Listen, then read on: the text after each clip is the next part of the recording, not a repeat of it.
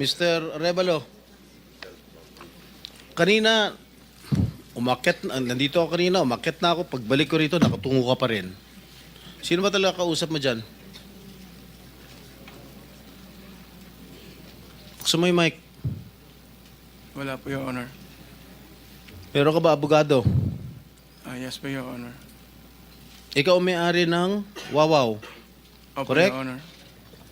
Ano ba yan? Sole proprietorship, partnership, or corporation? Sold po, Your Honor. Sole, ikaw lang. Magkano paid up capital? Magkano capital mo dyan? Nung una po is 9 million po, 2017. 9 million. 2017 po, nag-start po kami. 2017. 17 po. Up to now. Hindi po. Sole proprietor pa rin hanggang ngayon. Opo. Okay. Paano ka naka-garner with 9 million as your capital? Paano ka nakakuha ng malalaking proyekto sa DPWH? Nag-start lang po kami nung 2019 po na may nagka-project po. 2019? Opo. Sino kausap mo? Wala po, Your Honor.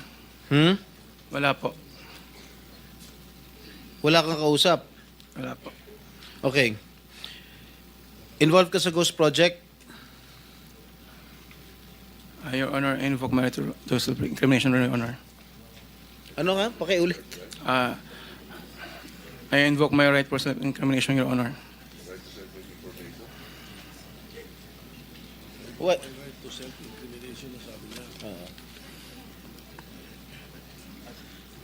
Senator Jinggoy. Malinaw ba Mr. Chair. Pwede bang... linawin muna natin yung sinabi kasi ang narinig ko, I invoke my right to self-incrimination. Against incrimination, Wala Your akong narinig Honor. na against eh. Plus, Mr. Chair, dapat tumingin ka rin sa nagtatanong mo, Mr. Wow. Ayaw mo ba tumingin sa amin? Huwag kang kausap Yuko mo. ka na, yuko dyan. Lamesa yung kausap mo eh. Senador yung nagtatanong sa'yo. Harapin mo rin. Thank you, thank you. Anong pangalan niya? Arevalo.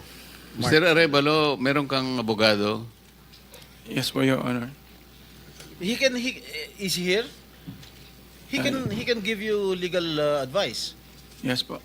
Nandiyan ba, abogado mo? Nasaan ang abogado mo, Mr. Arevalo?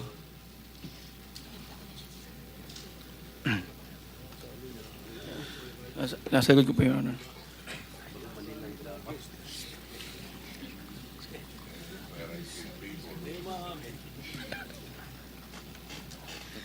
Hindi po.